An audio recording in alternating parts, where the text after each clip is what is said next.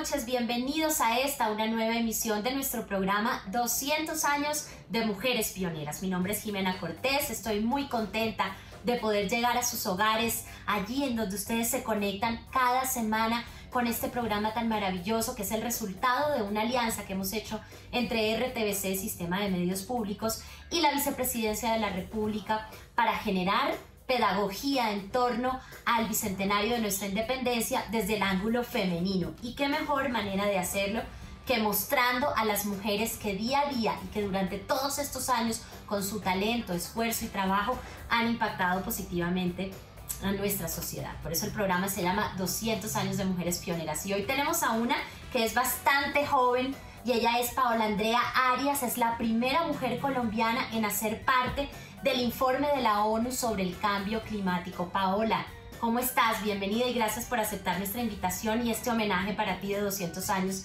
de mujeres pioneras. Hola Jimena, muchísimas gracias por este espacio y pues ante todo es para mí un honor estar acá y ser resaltada pues en algo tan importante para la mujer colombiana. Así es, Paola, mira, me encanta que digas que es un honor, pero repito que es más que merecido. Nos sentimos orgullosos como colombianos de que tú hagas parte de este proyecto que ha sido noticia mundial, que además de ser noticia, nos está llevando a un despertar de conciencia para cuidar nuestro planeta, y de eso ya vamos a hablar más adelante, pero aquí acostumbramos a hacer esta charla bien amena y nos fascina conocer a nuestras pioneras desde la historia, desde que comenzó, desde que estaban pequeñitas. Tú naciste en Medellín. Hablemos un poquito de tu infancia, una anécdota bonita que recuerdes. Una anécdota en mi infancia, yo recuerdo mucho mi primer día de colegio. Yo no fui al jardín, no fui como a la guardería, fui de una al colegio ya cuando tenía 5 años y recuerdo el bus que fue a buscarnos a mi primito y a mí. Y sí, recuerdo, no sé por qué tengo esa imagen, yo como agarrándome así de la puerta y levantando el piecito para montarme al bus y no sé, recuerdo como esa cosa que es alegría. Yo creo que eso era pura alegría lo que estaba sintiendo de ir por primera vez al colegio. Entonces es algo como que recuerdo mucho de la infancia. Qué recuerdo tan bonito y que lo tengas ahí tan presente. ¿Cómo transcurrieron tus años en la primaria, en el bachillerato? De pronto, en algún momento que tú también recuerdes cuándo empezaste a interesarte por todo este tema del medio ambiente, del planeta, de la conservación de nuestro ambiente. Algo que te haya marcado o que tú puedas decir desde ese momento yo supe que eso iba a ser lo mío. Yo creo que yo fui como transitando por diferentes fases. La verdad no tengo en la memoria de pequeña, estando en el colegio, algo que me llevara a eso, pero sí recuerdo mucho que cuando estaba en el colegio, sobre todo ya en los años terminando bachillerato, como una inclinación hacia lo social, como que era más hacia eso que yo sentía una inclinación, pese a que me iba muy bien en matemáticas y eso, donde siempre está este asunto de esta cultura como que nos lleva a que si eres bueno en matemáticas, entonces eres para ingeniería. No sé, pues al momento ya de la elección de estudiar un programa de pregrado, yo elegí ingeniería civil. En realidad pues tenía 16 años y me parece que esa es una edad muy temprana como para decidir una persona qué es lo que quiere hacer en la vida. Y ya estando en ingeniería civil, claramente sentí que lo que más me interesaba era como hacia las áreas de hidrología, de clima, y tuve la oportunidad de tener cursos en esos temas y creo que ahí ya fue que se definió desde el punto de vista como de mi programa académico hacia dónde quería ir, porque yo no sentí nunca una identificación con la ingeniería, nunca me sentí como que ese fuera mi espacio, y también como un poco esa dualidad hacia unos contextos más sociales, me gustaban como, entonces no sé, como que igual estudié la ingeniería, pero creo que ya después de hacer mi pregrado, que ya hice maestría, pude hacer el doctorado y llegué acá a Colombia, a la Universidad de Antioquia como profesora, tuve la oportunidad de dirigir un proyecto que si bien tenía una naturaleza muy desde la ingeniería, tenía un corazón profundamente social y relacionado con el clima, o sea, cómo el clima impacta a la sociedad, y yo creo que ahí fue que para mí se abrieron esas perspectivas de otras cosas, yo trabajaba pues en ese momento, ya estaba claramente en temas de clima, estudiando lo que ocurre en Colombia, pero ya digamos ese contexto de que esto va hacia en otra dirección, que el cambio climático empezó a ser ya en ese momento como algo que se iba convirtiendo más como en un proyecto de vida para mí.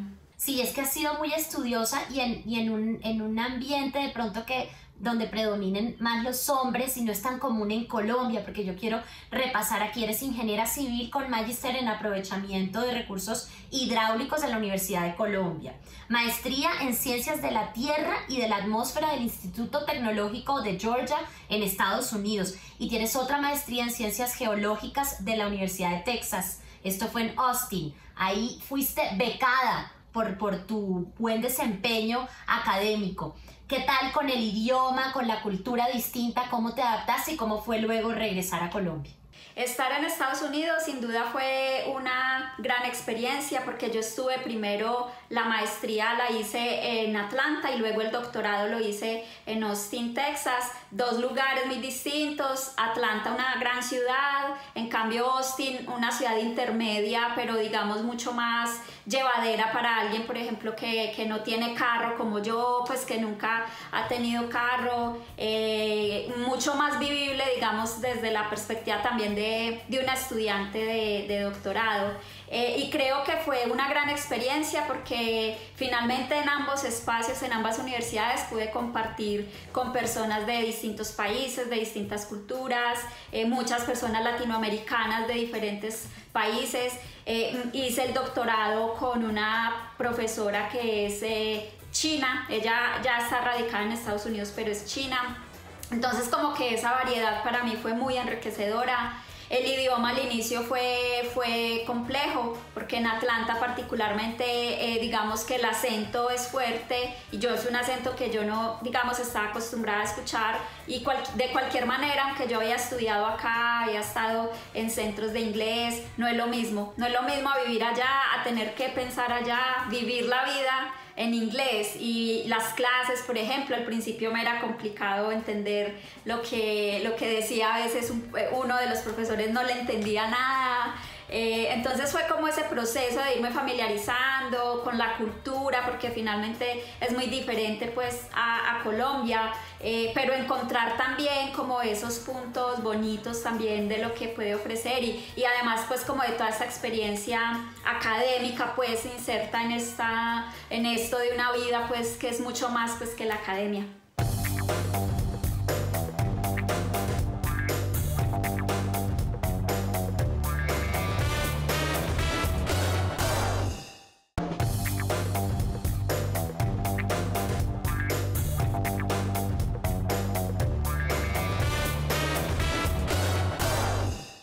Desde el 2018, llevas 3 años en este proyecto, fuiste convocada para ser parte de este proyecto tan maravilloso con la ONU, pero yo quiero que nos expliques un poquito cómo funciona, cómo llegaste a hacer el contacto, qué estabas haciendo en ese entonces para que llegaras a estar ahí, en el lugar correcto, en el momento preciso. Bueno, yo ya pues el panel intergubernamental sobre el cambio climático pues se creó en el año 1988 y pues ya llevaba 5 reportes, que el último reporte se publicó entre 2013 y 2014, o sea que claramente pues yo ya sabía de ese panel. De hecho pues colombianos antes habían estado en reportes anteriores, entonces ya llegó el momento, en el año 2017 fue que salió la convocatoria y entonces bueno pues me pidieron entonces los documentos que se exigen para ello, que pues son una hoja de vida sencilla, un formato que pide el IPCC, y fui postulada y ya justo el día de mi cumpleaños, en febrero de 2018, leí el correo que decía pues que había sido seleccionada como autora para el capítulo del ciclo hidrológico. Son 12 capítulos, tú estás a cargo del capítulo 8, que quiero que nos expliques qué quiere decir el hidrológico, que eso es lo que te apasiona a ti, esa es tu área de experticia. Pero para que podamos entender todos, explícanos un poquito cómo funciona cómo funciona el proyecto y qué significa participar en el informe de la ONU sobre el cambio climático, y luego profundízanos en tu capítulo. Bueno, entonces este grupo del panel de cambio climático es el primer grupo, busca entender qué está pasando con el clima, ¿cierto? O sea, cómo está cambiando el clima, por qué, el por qué es muy importante, o sea, si eso es natural o es debido a la actividad humana, y a futuro qué podría ocurrir. Eso es lo que hace el grupo de trabajo en el que yo estoy, porque hay otros dos. El segundo ya se encarga más de preguntarse qué riesgos hay, entonces ya se encarga más de entender los impactos, o sea, por ejemplo, ecosistemas, por ejemplo, las comunidades humanas, cómo están siendo afectadas y qué posibilidades hay de adaptación. Y el tercer grupo de trabajo ya se pregunta qué podemos hacer. O sea, ese grupo es de mitigación, qué opciones de mitigación hay desde la tecnología. Entonces yo estoy en un grupo que se pregunta es cómo está cambiando el sistema climático.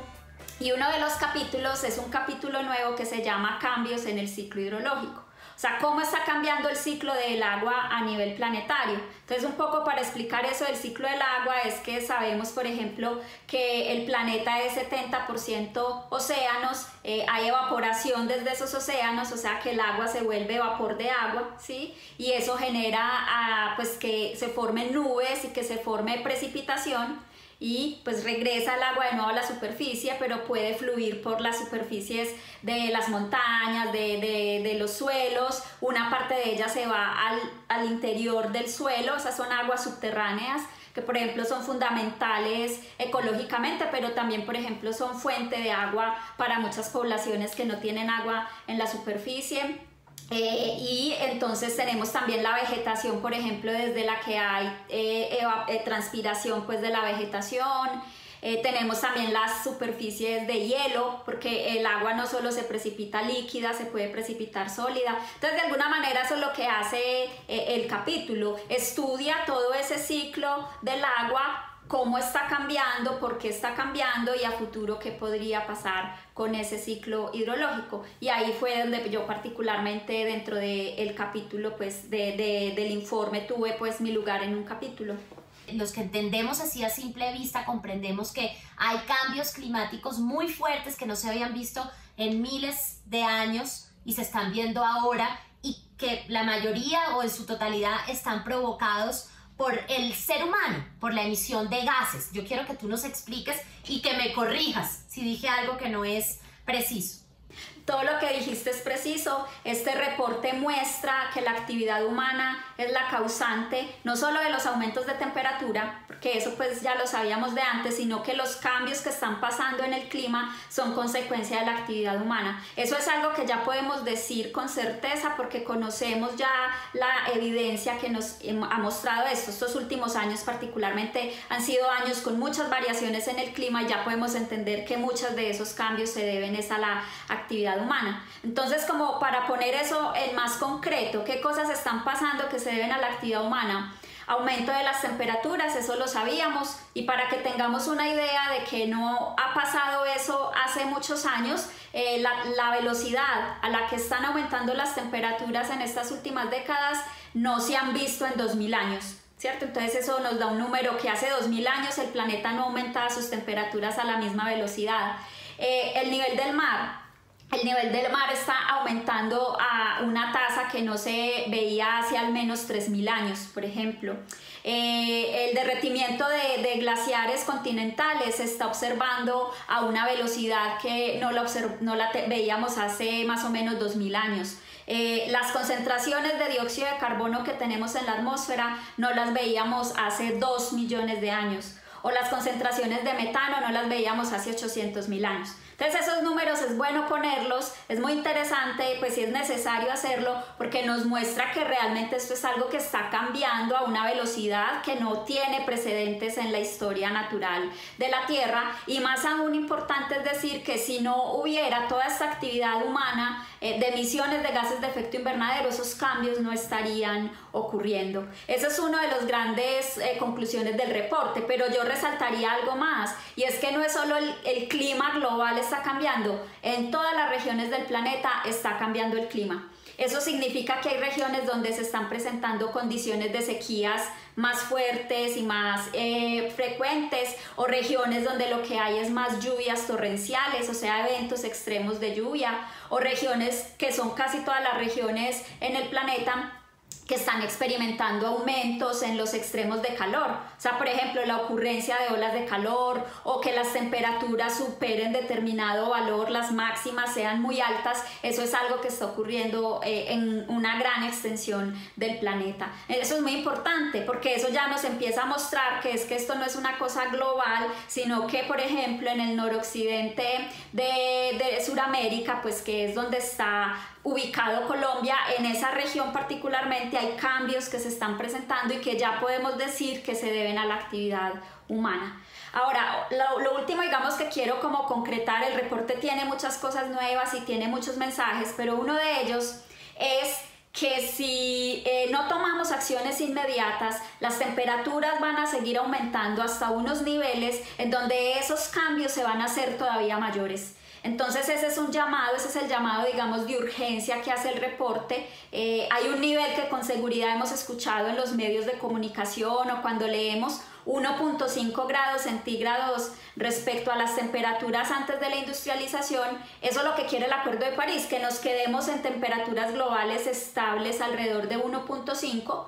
¿Cómo vamos a pasar por encima de ese umbral? Pero si queremos quedarnos por ahí en esas temperaturas, necesitamos reducir de forma inmediata, a escala global y de forma sostenida las emisiones de gases de efecto invernadero, que incluyen dióxido de carbono, metano y otros tipos de gases. Entonces, hay oportunidad de acción, no estamos perdidos en el sentido en que no haya nada que hacer, hay algo que hacer, pero lo debemos hacer ahora.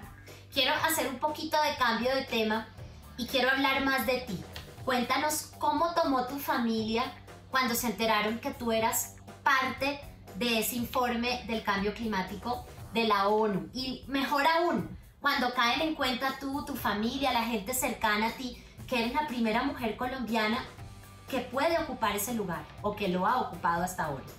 La reacción de mi familia fue de total felicidad, pues tanto como yo, mi familia, mis amigos, estuvimos siempre muy contentos con la noticia, y al inicio hubo recepción de medios de comunicación, por ejemplo en la universidad o así medios locales, y resaltaban que era la primera mujer colombiana que estaba en el panel.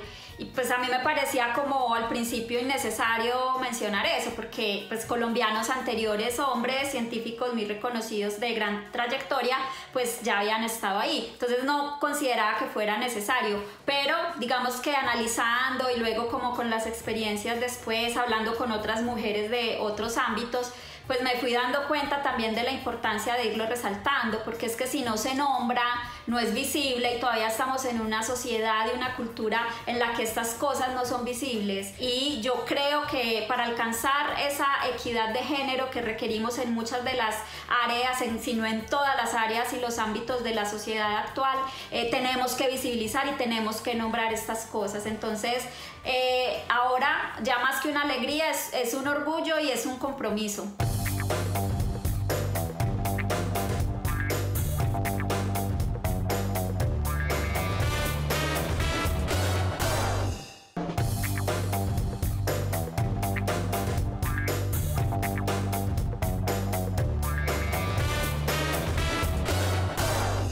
Yo te quiero hablar de mujeres que han tenido también misiones y responsabilidades grandes en nuestro pasado y que fueron las primeras en atreverse, así como lo estás haciendo tú hoy, en ser valientes, en perseguir sus sueños a pesar de las condiciones adversas.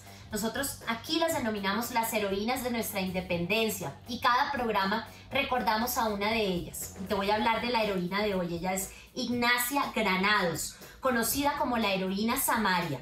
Es una valiente mujer que apoyó la causa independentista, sirvió de enlace entre prisioneros y patriotas hasta que fue detenida y condenada a muerte. Un soldado, al momento del fusilamiento, quiso vendarla, pero ella le manifestó que a la eternidad no se entra con los ojos vendados. Ignacia Granados. ¿Qué opinas de ella, Paola? Creo que ese valor de la lucha de la lucha desde nuestras convicciones, desde nuestros principios, desde nuestras fortalezas, es fundamental. Una lucha que tiene que darse no solo para las mujeres, para los hombres, pero digamos que para mí es bien importante este asunto de, bueno, una palabra que ya se usa bastante y a veces de pronto el significado no se asume en la totalidad, que es sororidad, es el apoyarnos entre mujeres.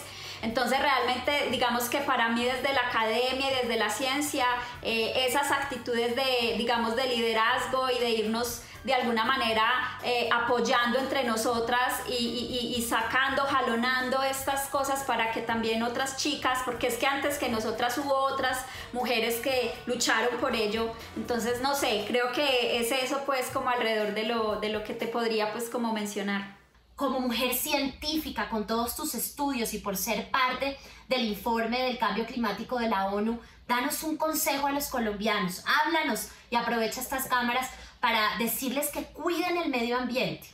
Mi elaboración personal de todo esto, digamos, como científica, como profesora universitaria, como ingeniera, que provengo de un área del saber, del conocimiento particular, que en muchas ocasiones tiende a quedarse encerrada, digamos, en esa área misma, y como ser humano, ante todo, yo no puedo dejar de reconocer que lo que está ocurriendo actualmente es una crisis humana fundamentalmente. Estamos cambiando el clima, estamos cambiando todo nuestro entorno, pero eso ocurrió y empezó a ocurrir en el momento en el que dejamos de considerar que éramos parte de ese entorno. Que el entorno, que lo que llamamos naturaleza, que lo que llamamos medio ambiente era algo que nos rodeaba y de lo que podíamos tomar beneficio sin asumir ninguna consecuencia y además sin creernos parte de ello. Nos desconectamos, esa es una ruptura de esa conexión desde hace siglos y pues que ahora se ve, digamos, de manera masiva, pues con un planeta tan poblado, digamos, con todas las condiciones que tenemos. Entonces, digamos que mis palabras serían volver a mirar hacia adentro, hacia nosotros, mirar al otro. El otro es también nuestro reflejo, y cuando digo el otro es otro ser humano. Esto que está ocurriendo ahora abarca todas las áreas, digamos, de la existencia humana, si somos centrados pues en la humanidad, pero esto también afecta a los ecosistemas y todo el sistema terrestre.